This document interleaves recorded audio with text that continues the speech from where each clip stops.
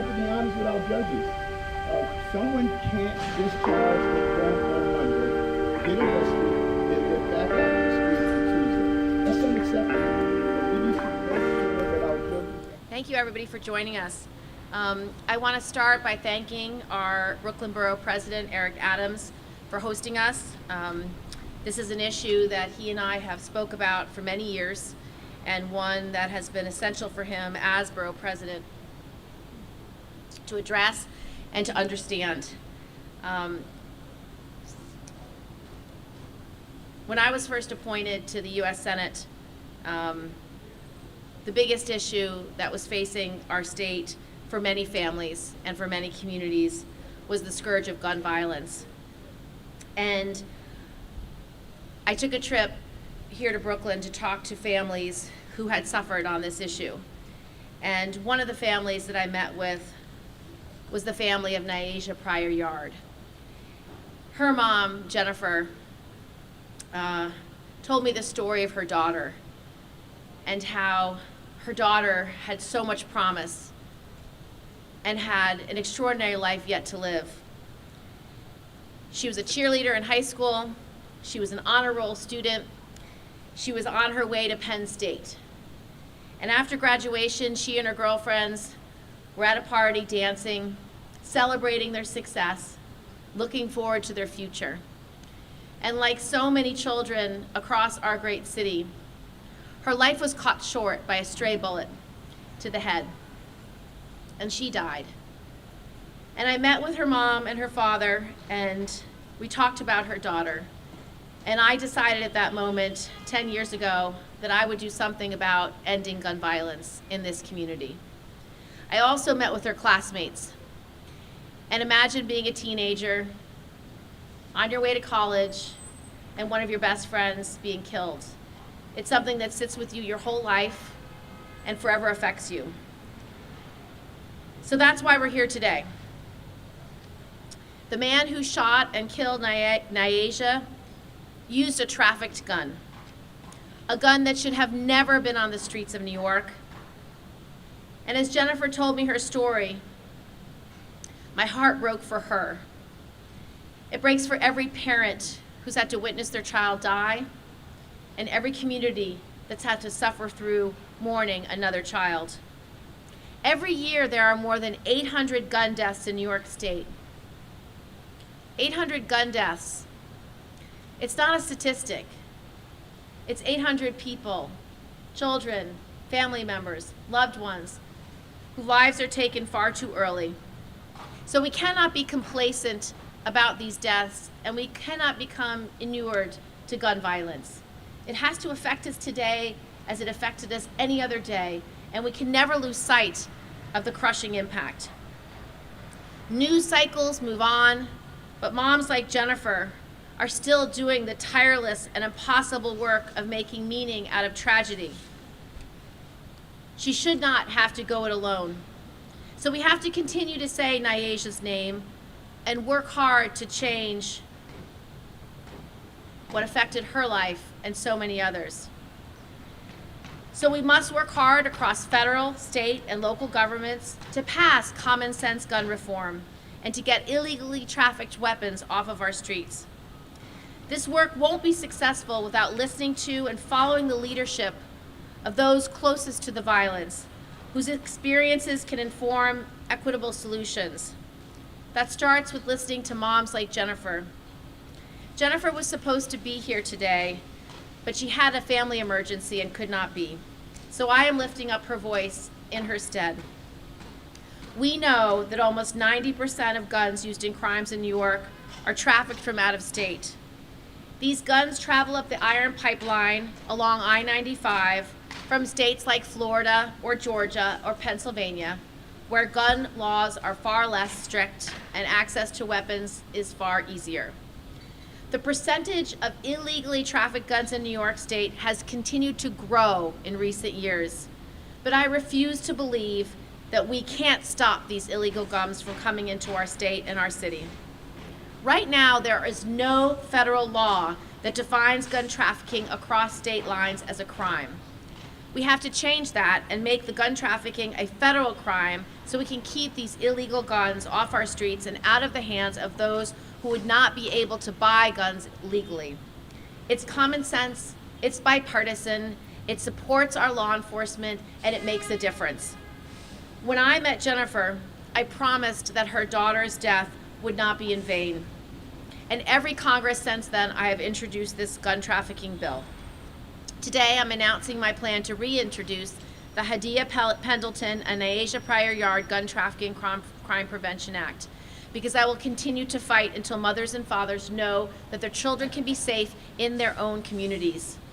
This bill will amend the federal criminal code to make trafficking in firearms a federal crime and establish fines and penalties for those who knowingly ship, transport, or transfer 2 or more firearms to an individual not legally allowed to possess a gun. This bill would also go after individuals who act as organizers of gun trafficking operations involving 5 or more people. We had a vote on this bill. We had a vote right after the Sandy Hook massacre. And that vote, we had a bipartisan 58 senators supporting the bill. So I am very hopeful that when we bring up this bill this year for a vote, we will get the 60 votes we needed to overcome a filibuster. I'd now like to turn it over to our Borough President, Adams, who has been a champion on this issue his entire public service career. Thank you so much, Senator, for just really highlighting how these are real people. And it would be one thing if we were just talking about one family, but these stories are so familiar. Time and time again, you hear about the disruption of a normal life cycle, of going off to school, of engaging in the things that young people do, of having just a career and a life after high school, and far too many of our young people never meet or reach the level of high school. And we have to ask ourselves as New Yorkers and as Americans, what else died when this child was taken from us? What else was removed from us? What secret goes in that coffin at the same time? What cure to some incurable disease? What new invention? We are so connected. And when you look at the hundreds and hundreds of people who are dying across our country from the illegal use of handguns and from the assault rifles, this legislation is so important. Now it's time to get it done. And Senator, thank you for your consistency of the 10 years of moving this important legislation forward. And we have a growing gun crisis in our city. Shooting incidents are up 22%. Shooting victims are up 29%. In Brooklyn alone, 306 people have been shot year to date. Just think about that. Those families will never be the same. The people connected to the victims will never be the same. You cannot walk into a classroom in this city and raise the question to the children or the students, how many of you know someone who was shot? And you will get 8 to 10 of those students raise their hands. It has become a norm in our city based on the communities you are in. You won't get that response in affluent parts of the city. The students would be bewildered just to hear the question. But in other parts of this city, that's a normal understanding and a normal day. That is unacceptable, and it clearly identifies the divide that this gun violence crisis is a crisis that is racially divided. Black, brown, and poor communities are receiving the brunt of America and New York's gun violence crisis. We have to do more. There must be a holistic approach. That's why I want to renew my call for a JGGTF, Joint Gun Gang Task Force. The same way we put in place a task force to deal with terrorism, we've been able to foil many terrorist attacks because of a coordinated federal, state, and city effort. We determined after the attack on 9/11 We will never allow ourselves to be attacked again, and the full forces of our government came together to stop it from happening. Why aren't we stopping the terrorism that's taking place in our inner cities across America every day? It's time to be clear that we must have prevention, the long-term plans that I talk about all the time, but also intervention. There are things we need to do now on our streets to make our cities safe. And we know a major driver of our shooting crisis is the overproliferation of illegal handguns on our streets. They're here every day, we know they're here, and we must zero in on them to ensure that we address this problem. Many of these handguns flow into our communities, particularly black, brown, and poor communities, via ports of entry from other states with lax gun laws. And as the senator mentioned, a countless number of them are coming from illegal means. But one number jumps off the page. The ATF estimates that in 9 out of 10 guns involving crimes nationwide, when they're successfully traced, the person who originally purchased the firearm is not the person who committed the crime. That is what's very important. You have one body who I believe they are the co-conspirators purchasing the guns, and another body that's using the illegal guns. And the NYPD is doing their job, but we can't continue to address this crisis merely by enforcement. Year to date, we have made over 2,100 gun busts as of June 30th, up 31% from the same time last year in 2020. But we need, as I stated, a coordinated approach, and this legislation is part of the many tools that we could use to finally get this crisis under control. When you look at the numbers of those who are the victims, those who are using guns, clearly this is a crisis that's impacting black, brown, and poorer communities, but it is impacting our entire nation. And that is why we must engage in a real way to finally get this gun violence crisis under control. This bill is part of the important tool that we should use to make this happen. So again, Senator, I thank you for this legislation, and let's continue to have a coordinated effort on the federal, state, and city level to address this issue of gun violence. Thank you. So we're happy to take on-topic questions.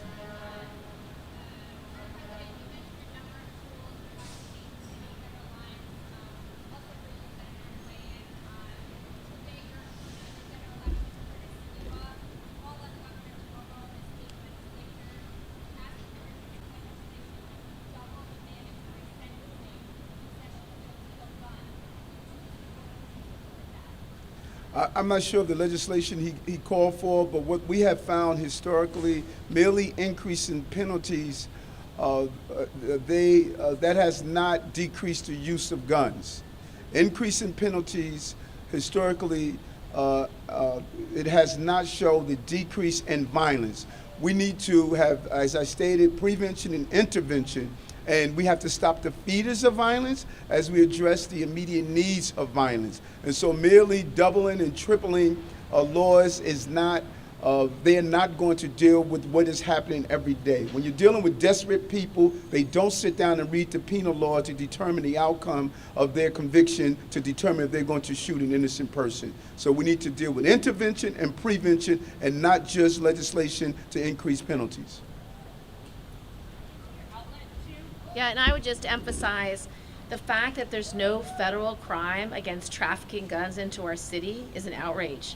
Why would we allow it easier for criminals to get access to weapons that are illegal? It's absurd that we wouldn't actually put this law into place. And so we have to make sure this 1% of bad gun dealers that are just sending guns out of the back of their shops straight into traffickers in the back of trucks to come straight into our city and sell these guns off market, it's a problem. And so we do have to nip it in the bud to the extent that there's a whole industry of people profiting off gun crime in New York City. Your outlet, please. Outlet. Yep.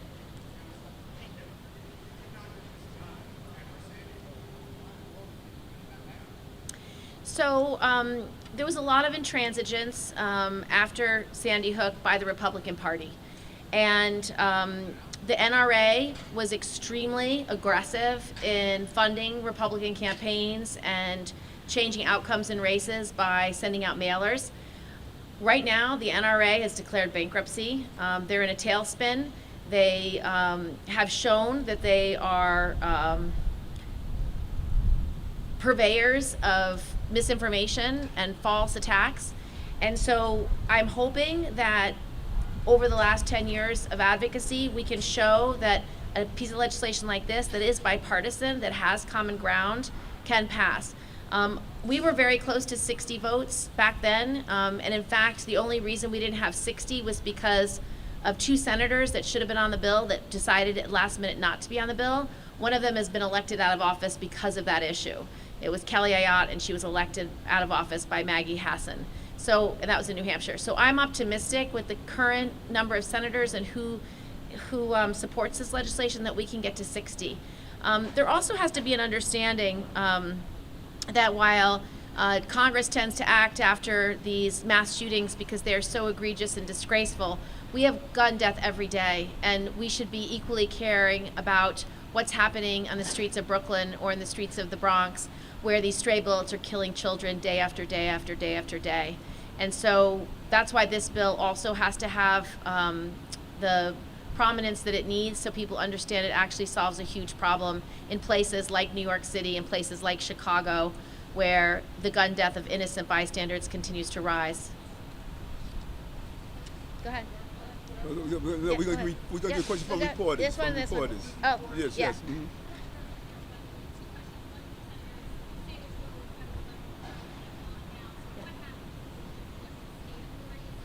Yeah, so today, let's say a gun is trafficked from Georgia.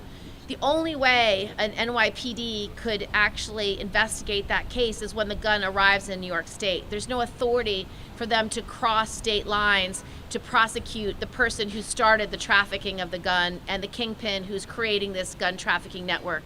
And so what we're trying to do is give authorities to law enforcement. When I first wrote this bill, it was with Commissioner Kelly, and he sat down with me and said, we don't have the authority to cross these state lines to go after these guys who are bringing guns into our city and giving them straight to gang members, and I need it. So this creates authorities for all law enforcement to cross state lines, to have federal law enforcement also cross state lines, such as the FBI, to be able to trace these gun dealers, trace these traffickers, and put them in jail for up to 25 years and have huge penalties, big financial penalties. Right now, a trafficker, the only thing he's done wrong is a paperwork violation, that he didn't register that he was bringing the guns into another state. It's a misdemeanor. So we're not cracking down on the source of the criminal activity. Oh, no, sir, Yeah. don't do that. Don't do that. Okay, so, sir, Yes. when I finish, I'll speak He's with you. got a good- I'll he's got speak with good you, answers but don't for do that. that, okay? Go ahead. Thank you. Any other? Mhm.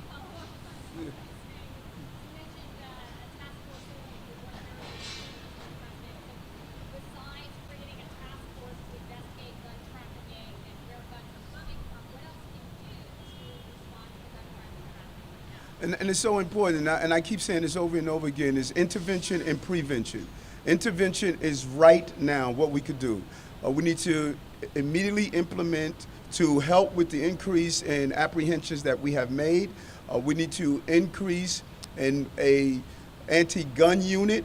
This is a plainclothes unit that was zero in on gangs and guns. When you look at the shootings that you are seeing in this city and across the country, there is gangs. Gangs are driving the violence in this city. And we have to have a joint effort to take down gang crews, as well as the apprehension of the overproliferation of guns on our streets right now. And then we have to be honest with our judges. Someone can't discharge a gun on Monday, get arrested, and they're back out on the street on Tuesday. That's unacceptable. We need to make sure that our judges are putting in place the bail in cases where they are allowed to put in bail. And we have to ensure that when it comes down to these violent gun crimes, that people are held accountable. We got to get our courts back open. We have to make sure that we get these trials back in place. People should not be out on the streets based on technicalities. We are not assisting each other when the criminal justice system is moving at a snail's pace and our law enforcement officers are out there doing their job. There are things we should be doing right now to keep dangerous people off our streets. Mr. Adams, I remember with X11, you said the mass Washington sometimes gets too focused on issues that are not everyday street crime, like banning assault weapons, and that's not the daily reality in places like Brooklyn. You're concerned that this bill, which you support from the senator, will get bundled into a larger package that's not as popular, that gets bogged down. That's why this bill is so important. And you're right. When you really do an analysis, the bulk of our attention, it has been on assault rifles, which is not America's crisis. The victims are not the same victims, for the most part, of handguns. Handguns, the victims are black, brown, and poor. The assault rifles was a suburban crisis based on the mass shootings, which we should address. In no way should we ignore that. But the real crisis playing out in America is the handgun. And I don't want great bills like this. This bill is not differentiating between assault rifles and handguns. The senator is basically saying all guns should go through the same level of trafficking rules and regulations, and let's define that. That's why this bill is so important. We have had a great level of energy for assault weapons because it has really captured the headlines, but we have normalized the handgun, which the victims are not receiving the same level of attention, and this bill is important because it's going to allow us to do that. Yep. So they typically try to. So in the Sandy Hook, post-Sandy Hook vote, they did a separate vote on each bill, and then we're going to have a bill that would have them all turn into law. But only one piece succeeded, and that was the investment in mental health. I support doing each one separately and get done what we can get done. I would absolutely support passing the gun trafficking bill, passing investments in mental health, and then maybe getting part of background checks done. There's definitely a sweet spot for what kind of background checks you can get done, and then try to get a vote on the assault weapons ban. I would do them separately because, again, this bill is needed now to stop gun death in our cities, because it is chronically too easy for a criminal to get a weapon, and that is facilitated by gun dealers and gun traffickers. And so there are programs the city can do, and answer the gentleman's question, like gun buyback programs, which disproportionately help these communities. But you also have to stop the flow of these new weapons straight into the hands of criminals, because there's no one stopping it. And so you gotta do both. You gotta do everything to get guns off the streets. And this, to me, has to be a priority because everything has its own timeline, and this one's ready. This could have passed 8 years ago, and it didn't. It could have passed 5 years ago, and it didn't. We need a vote, and now that Senator Schumer's in charge, we have more likelihood of getting votes that Mitch McConnell would never let us have.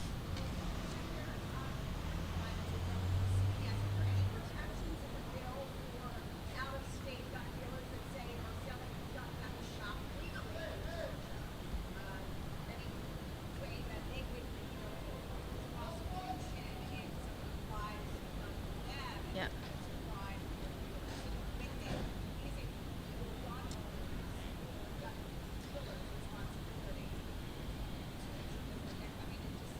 Very much so. It is their responsibility when they sell guns that they do background checks. And so what's happening in this 1% of bad gun dealers is they're just giving carloads of guns to these traffickers to sell illegally. So it's not, yeah, they're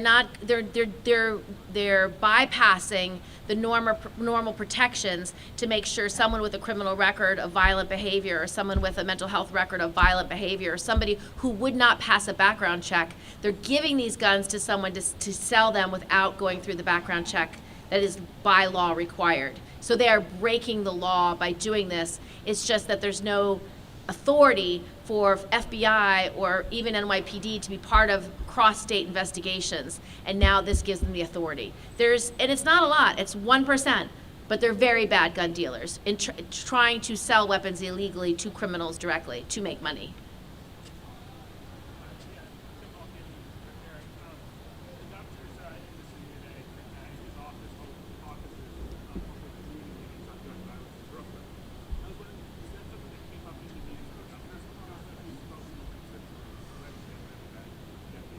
No, I did not speak with him after we met, but part of our conversation was about how do we go into the communities and really sit down and hear from those on the ground. And that was part of my conversation with the president as well and the speaker, that there's a large number of men and women who are part of the crisis management team, that we should be on the ground speaking with them, let them know that they matter, hearing from them directly, and both the president and the speaker said they are really interested in doing just that, and the governor is also doing that, which is very important.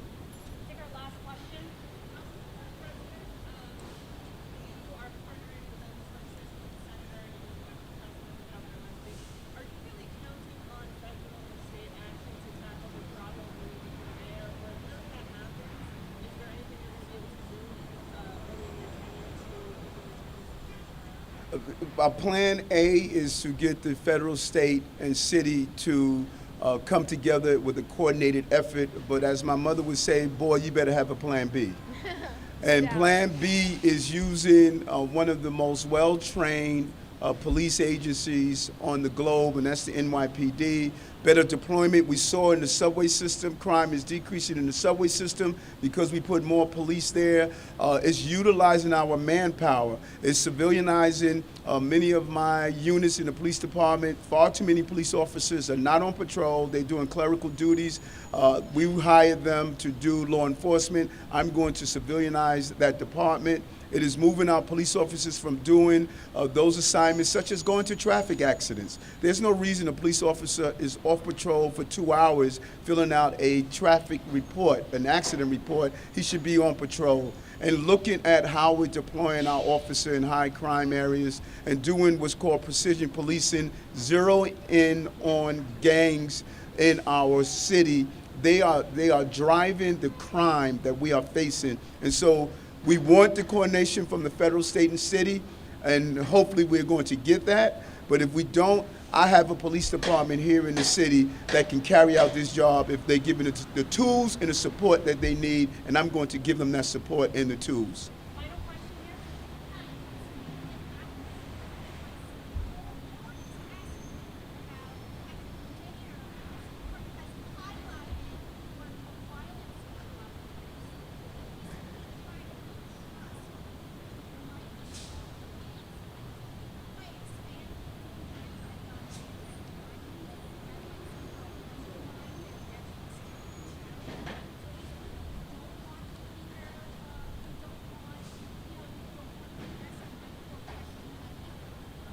No, I don't. And, I've stated this several times over the last 2 years, which has been missed by a lot of people. I have been meeting with some of the most violent gang leaders in the city. I have been sitting down with them behind closed doors and finding out, how do I get you out of gangs? How do I stop the violence? How do I stop the wars? And we have been having a series of meetings and talking about what we need to do. And those are some of the things you're seeing: employment, youth centers, of training people for jobs. These are some of the ideas that they've handed down. And so there's a real desire that I have of going to my gang members and say, here's a pathway to get out. But if you're not going to take that pathway, you're not shooting up my city. You're not going to assassinate a 13-year-old child in the Bronx. You're not going to see the shootings you're seeing over the city. So you have an option. The option is a pathway to come out and be part of the city, or the option is to use my criminal justice apparatus to get you off my streets. I'm not going to allow my city to go to a place where violence was the norm. And so they decide the path that they're going to take, and I'm going to continue to uplift the crisis management team, to de-escalate, stop the retaliatory shootings, to do all the things that we can do. But at the same time, I'm going to keep New York safe if I'm the mayor of this city. Well said.